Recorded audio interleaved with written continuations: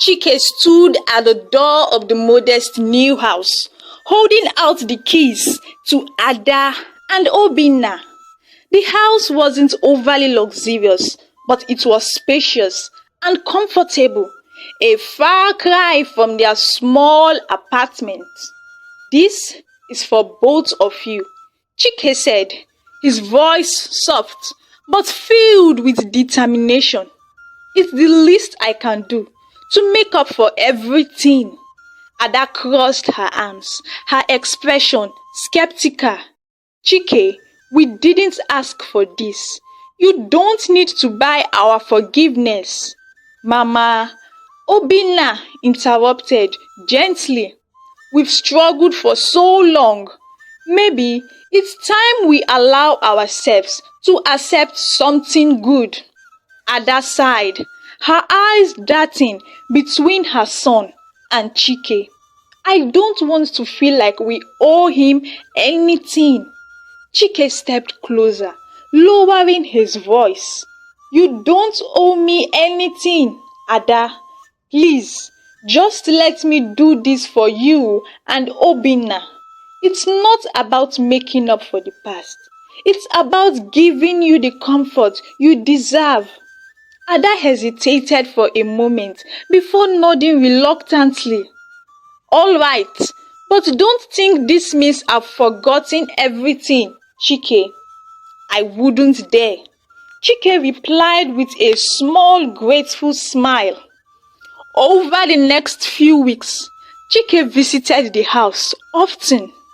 At first, Ada kept her distance, watching him warily. But Chike surprised her. He brought fresh groceries, cooked meals, and even sat with them at the dining table to share stories. One evening, as they sat together, Chike looked at Obinna and asked, "So, doctor, what's your dream?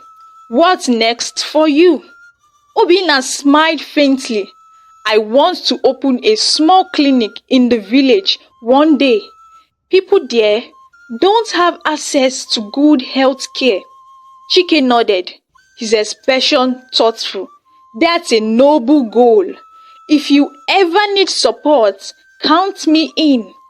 Ada, listening quietly, couldn't help but notice how sincere Chike seemed.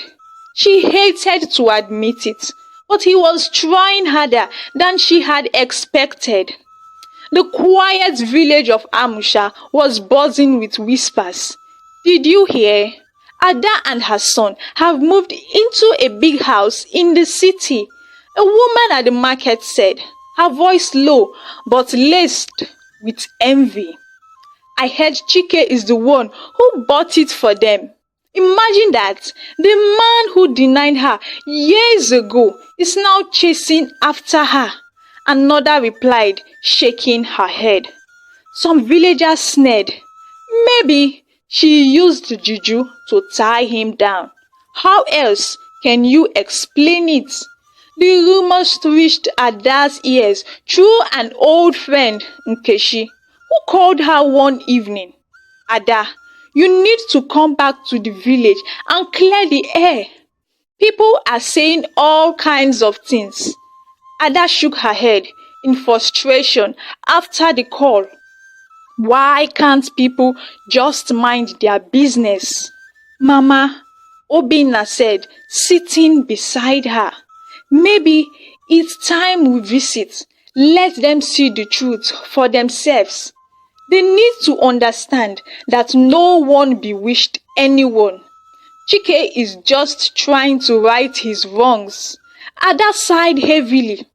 "I don't owe anyone an explanation, Obinna." "True," Obinna replied, "but you deserve your dignity. Let's go back to the village and set things straight." The next weekend, Ada, Obinna, and Chike traveled to Amusha together. As they walked through the dusty streets, heads turned and whispers followed them like shadows.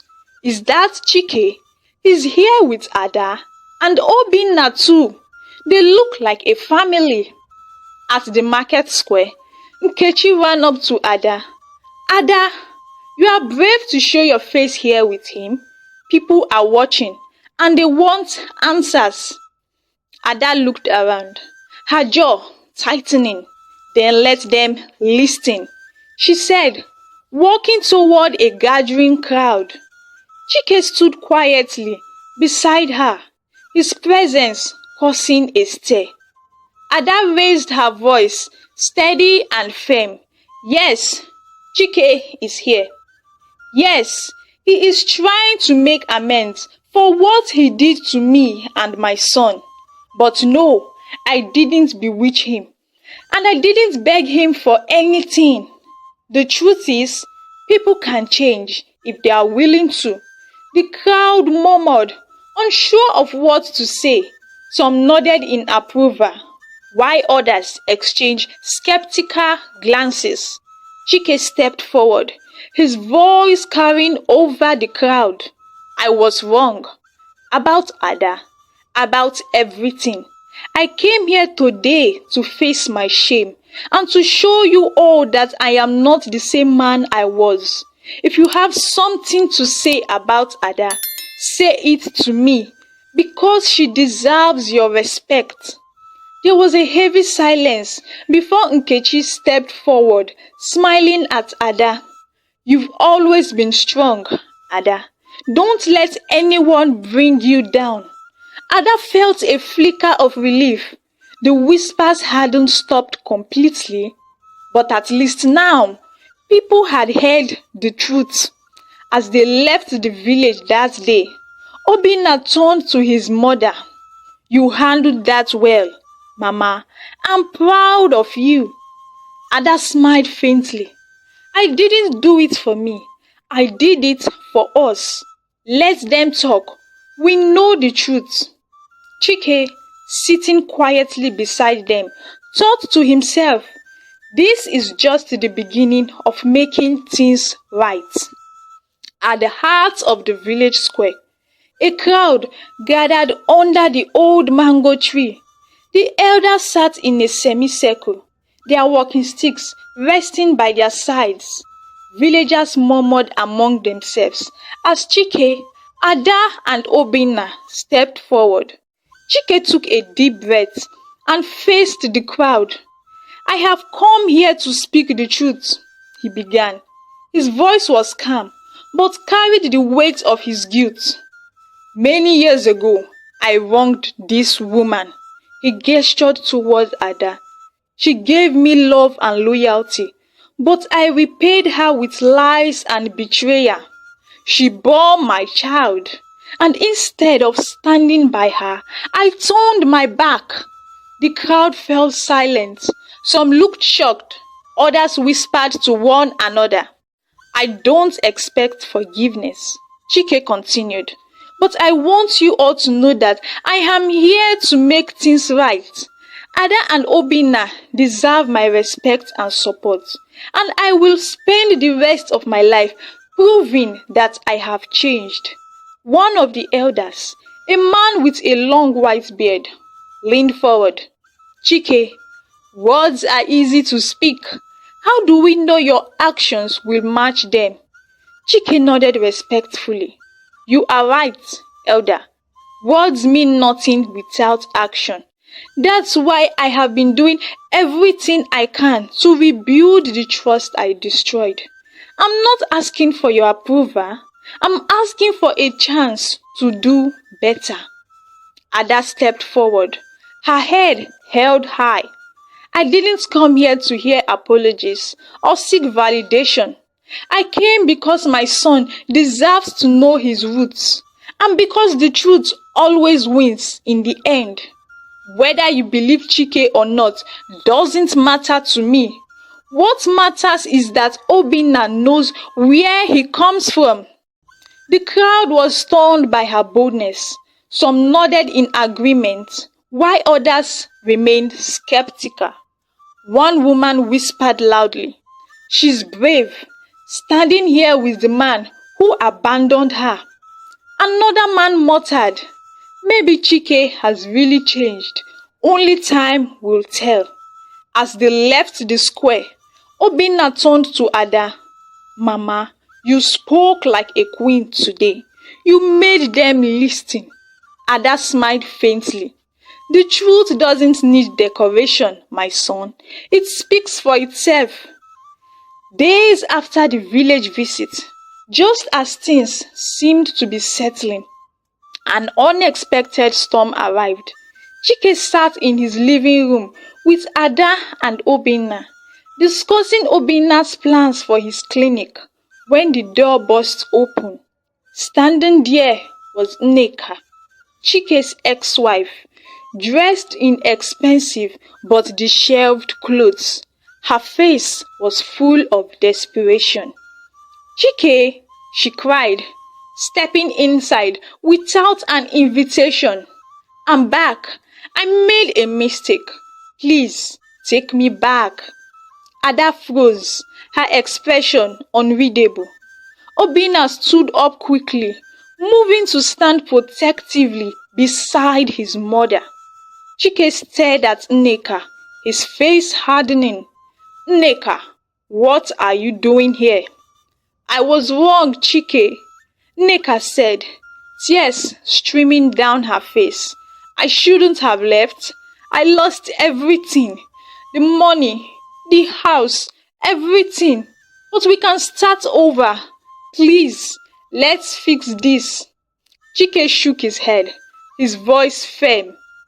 "When I needed you the most, you sold my business, emptied my account, and left me to die. There's nothing left to fix. Nneka, you made your choice." Nneka's eyes darted to Ada, who sat quietly but watched the scene with calm strength. Nneka sneered. "So this is why you don't want me back? This village woman, you replaced me with her?" Obinna stepped forward, his voice steady but sharp. "Don't you dare insult my mother. She's more of a woman than you will ever be." Nneka glared at him. "Who do you think you are talking to, boy?" Obinna didn't flinch. "I'm talking to a woman who abandoned her husband for money and now has nothing to show for it. Leave this house or I'll call security." Chike raised a hand. "Obinna, it's all right. Nneka, you need to leave. I've moved on. My life is with my son and Ada now. There is no place for you here." Nneka's face twisted with anger. "You'll regret this, Chike. Both of you will." She spat before storming out of the house, slamming the door behind her. As the door closed, Ada let out a small sigh but didn't say a word. Obinna looked at her, concerned. "Mama, are you all right?" Ada gave a faint smile. "I'm fine, my son. Some battles don't need fighting. They end themselves." Chike looked at Ada, his face filled with gratitude and regret. "I'm sorry you had to witness that. Nneka's choices are her own, but I promise you, I will never let anyone disrespect you again." Ada nodded, her voice calm. "The past is behind us, Chike. What matters is how we move forward." But as they sat there in the quiet that followed, they all knew that Nneka's departure wasn't the end. It was the beginning of something else entirely.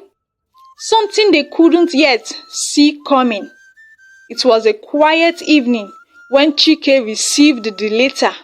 The envelope had no return address. As he opened it, his hands trembled slightly, not from fear, but from anger. The message inside was short but chilling. "If you want to keep your past hidden, pay 10 million naira. If you don't, Ada and Obinna will learn everything. You have 1 week." Chike's face darkened as he read the note again. He stood up from his chair and called Obinna into the room. Obinna, look at this, Chike said, handing him the letter. Obinna read it carefully, his brow furrowing. Who could be behind this? Chike's voice was firm. It has to be someone who knows about my past. Someone close enough to know about Ada and you. Obinna thought for a moment. What about Nneka? She's desperate, and she knows enough about your history to use it against you. Chike nodded slowly. It's possible, but I don't want to jump to conclusions. Whoever it is, they won't get away with this. The next morning, Chike made a call to a private investigator. I need you to find out who sent this letter, he said, and I need it done quickly. The investigator assured him. Leave it to me, sir. I'll get to the bottom of this. As the days passed, the tension in the house grew. Ada noticed the change in Chike's demeanor and asked him, what's wrong? You've been distracted lately. Chike hesitated, not wanting to worry her, but eventually said, it's nothing you need to worry about, just some business issues I'm handling. Ada looked at him for a moment, but didn't press further. She trusted that he would tell her when the time was right. 3 days later, the private investigator called Chike with his findings. Sir, the person behind the letter is someone you know very well, he said over the phone. Chike's heart sank. Who is it? It's your ex-wife, Nneka, the investigator replied. She is desperate for money and thought this would be an easy way to get it. Chike clenched his fists. I knew it, he muttered. Where is she now? She's staying at a cheap motel in the city, the investigator said. She doesn't have much left. That evening, Chike went to confront Nneka. He found her sitting outside the motel, looking tired and worn. When she saw him, she tried to smile, but it was clear she was nervous. Chike, she began. I can explain. Chike cut her off. Explain? You wrote that letter, Nneka. You tried to blackmail me. Do you know the damage you could have caused? Nneka stood up, her voice shaking. I had no choice. I lost everything, Chike. I was desperate. Desperate? Chike said, his voice rising. You were desperate when you sold everything I had and left me to die. Now you want to destroy the only family I have left? You've gone too far this time, Nneka. Tears filled Nneka's eyes. I know I made mistakes, but I didn't know what else to do. Please, forgive me. Chike's expression hardened. You are not sorry, Nneka. You are just sorry you got caught. I won't let you hurt Ada or Obinna. They've suffered enough because of me, and I won't let you add to their pain. Nneka fell to her knees, begging. Please, Chike, don't report me. I'll leave, I promise. You'll never hear from me again. But Chike had made up his mind. This isn't just about me, Nneka. It's about the people you tried to hurt. I can't let this go. He reported her actions to the authorities, ensuring she would be held accountable. As he left the police station that evening, he felt a mix of relief and sadness. Back at home, Chike sat down with Ada and Obinna and told them everything. Ada listened quietly, her face calm but her eyes thoughtful. You did the right thing, Ada said finally. Sometimes the only way to stop the past from haunting us is to face it head on. Obinna nodded. Mama's right. We will get through this together. As Chike looked at them, he realized that for the first time in years, he was building something real, something worth protecting. But deep down, he couldn't shake the feeling that this chapter with Nneka wasn't over yet. Just when life seemed to settle, another storm came. One of Chike's former business partners, Mr. Adebayo, filed a legal claim accusing Chike of being unfit to manage his company. He abandoned the business for years. Adebayo argued in court. Someone like that doesn't deserve to lead. The news spread quickly, causing whispers and doubts in the business community.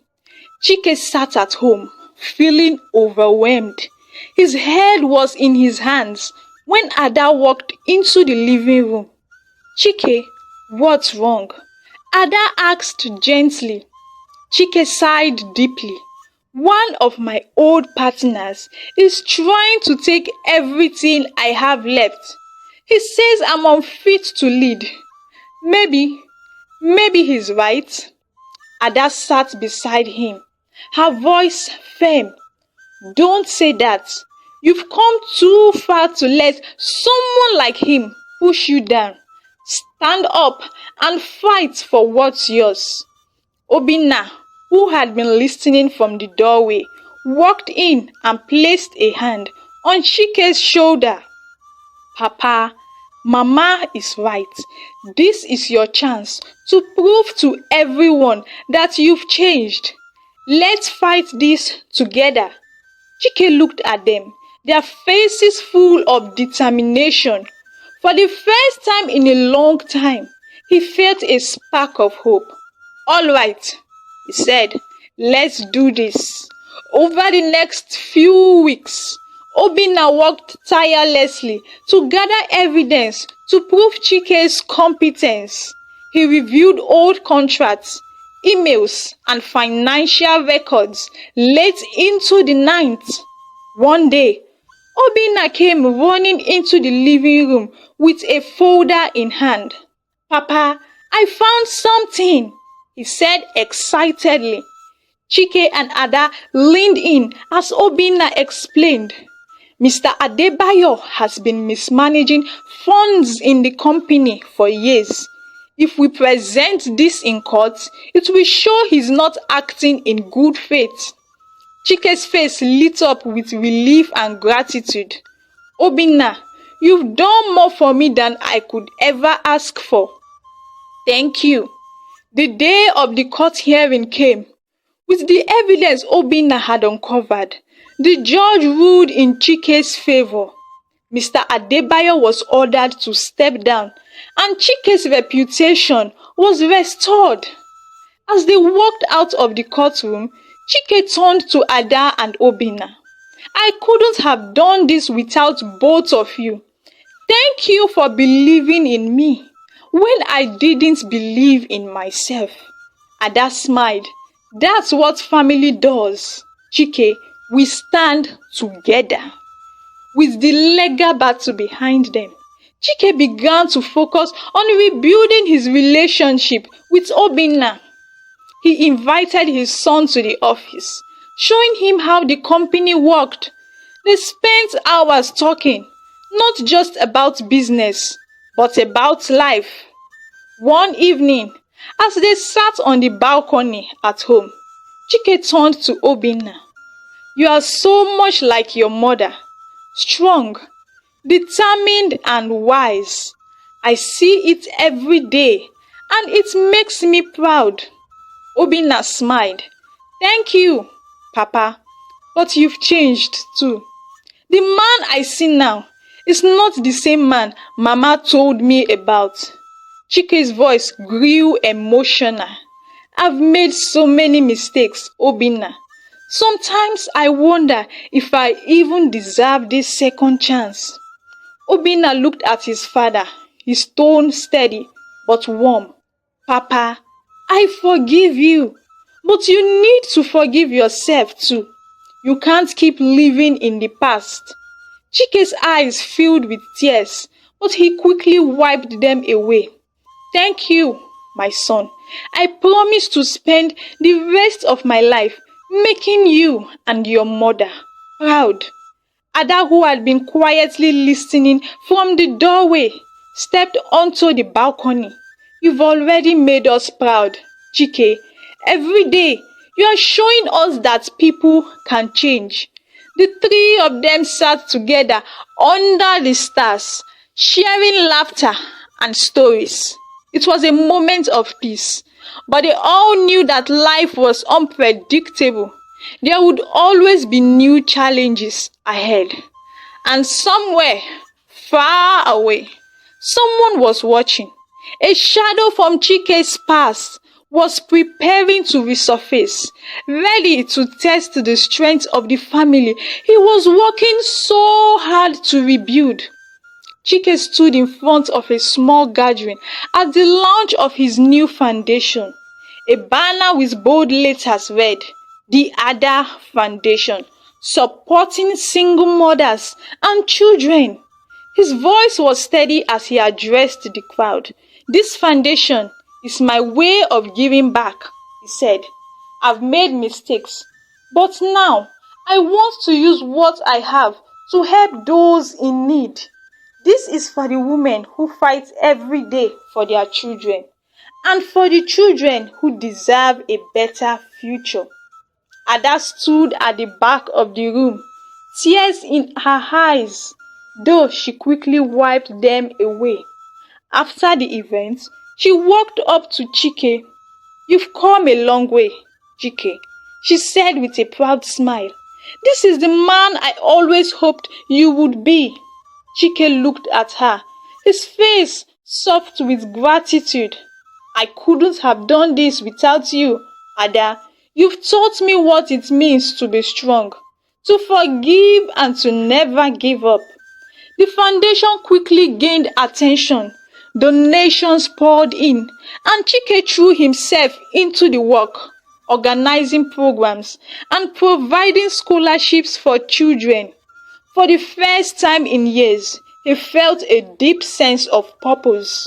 One evening, as they sat together on the veranda, Chike turned to Ada. "I used to think money and power were everything, but I was wrong. True wealth is in the lives we touch." Ada nodded. It's never too late to make a difference. Late one night, Chike's phone rang. He hesitated before answering. "Who is this?" Chike asked. The voice on the other end was low and calm. "You think your past is buried, don't you, Chike? But I know everything. If you want peace, meet me tomorrow morning at the old warehouse on Agodi Street." Chike's heart pounded. "Who are you? What do you want?" But the caller had already hung up. Chike sat in silence, staring at his phone. He didn't tell Ada or Obinna about the call.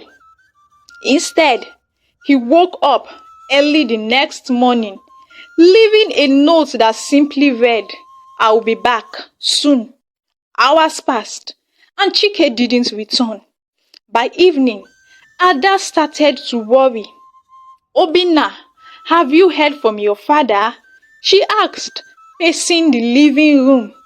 Obinna shook his head, dialing Chike's number again. "It's still off, Mama." As the sun set, a knock came at the door. Ada and Obinna exchanged a worried glance before opening it. A man in a dark coat handed them an envelope. "What is this?" Ada asked, but the man walked away without answering. Inside the envelope was a single note written in neat handwriting. "If you want to see Chike again, you will have to play my game."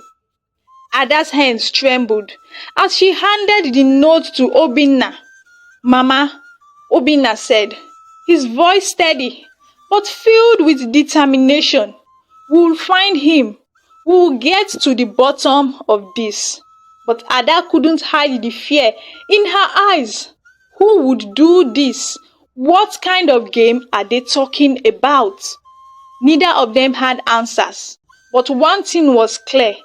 Chike's past had come back to haunt them, and their lives were about to change forever.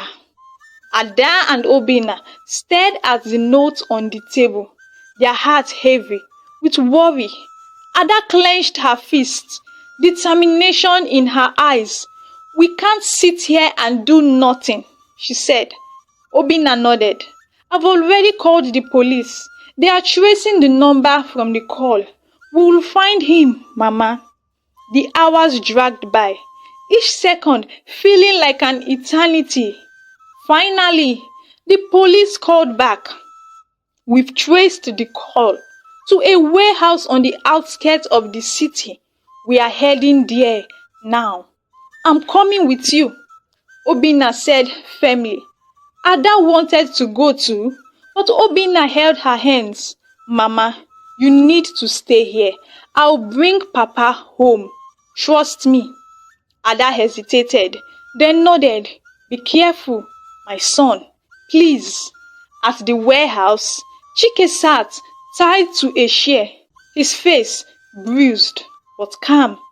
Nneka stood before him, a wild look in her eyes, holding a small recorder.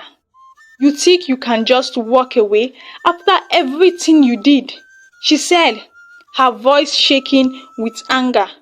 "You ruined my life, Chike. Now you will tell the world the truth. Admit how you used me and abandoned me." Chike looked up at her. His voice was steady. "Nneka, I've made mistakes, but I never abandoned you. You left because you wanted something I couldn't give. Revenge won't fix the pain you are feeling." "Stop talking like you are some saint," Nneka screamed. "You chose her over me. Ada, the perfect little village woman. And now I have nothing." Chike took a deep breath. "You don't have to do this, Nneka. Let's end this fight. It's not too late to start over." But Nneka shook her head, tears streaming down her face. "It's too late for me, Chike. Too late." Suddenly, the sound of footsteps filled the warehouse. The police burst in, led by Obinna. "Nneka, put your hands where we can see them," one of the officers shouted. Nneka froze. Startled, she tried to run, but Obinna blocked her path. The officers quickly restrained her. Obinna ran to Chike, untying him. "Papa, are you okay?" Chike looked at his son, his eyes filled with emotion. "You came for me." "Of course I did," Obinna said firmly. "We are family." As the police led Nneka away, she turned to Chike, her voice bitter. "This isn't over. Chike, you'll regret this." Chike watched silently as she was taken away, her voice fading into the distance. Months later, the family had settled into a peaceful routine. Chike officially handed over his wealth to a trust fund managed by Obinna. Together, they expanded the foundation, reaching even more single mothers and children in need. Ada became a mentor in her village, sharing her story with young women. "No matter how hard life gets," she told them, "you can rise above it if you stay strong and believe in yourself." One evening, the three of them sat on the porch of their new home, watching the sunset. The air was calm, and the warmth of the evening wrapped around them like a comforting blanket. Chike broke the silence. "Life has taught me one thing. No matter how far you fall, you can always rise again if you are willing to change." Obinna smiled. his eyes reflecting the glow of the settling sun. And no matter what, family is what truly matters. Ada looked at them both, her heart full. We've come a long way. Together, we can face anything. As the sun disappeared beyond the horizon, they sat there, united and at peace, ready for whatever life would bring.